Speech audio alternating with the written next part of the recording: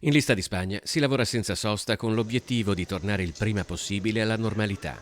Per quantificare i danni è ancora presto, di sicuro c'è chi alla sua attività ne ha subiti parecchi dopo il passaggio impetuoso di quel torrente sgorgato improvviso dalla falla scoppiata in un tubo portante del sistema idrico veneziano. Un torrente che si era fatto precedere da poche, flebili ma inequivocabili avvisaglie. Io ho visto un rigagnolo, però poi andando verso il centro della strada e guardando meglio ho visto che questo rigagnolo stava diventando un piccolo torrente che è stato sempre un crescente di acqua. Marta gestisce un'attività poco distante dalla voragine che ora si lavora per colmare.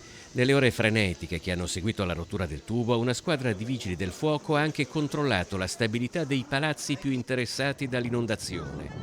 La potenza del fenomeno aveva infatti fatto cedere la strada in vari punti, anche con delle persone sopra. A un certo punto io ho visto la ragazza Quarzia che purtroppo gli è ceduto i masegni sotto i piedi e quindi d'istinto mi sono buttato perché vedendo una ragazza in acqua bisogna non ragionare e salvarla. Senta, quanto era profondo sotto?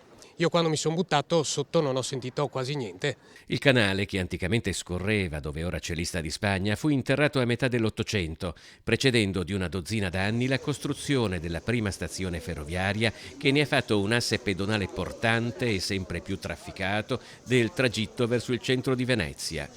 Alberto, che qui gestisce un albergo, pensa a come sarebbe andata se, ad esempio, fossimo stati in una giornata di carnevale. Sarebbe stato abbastanza grave perché l'acqua, abbiamo fatto più o meno una stima, è fuoriuscita per più di un'ora.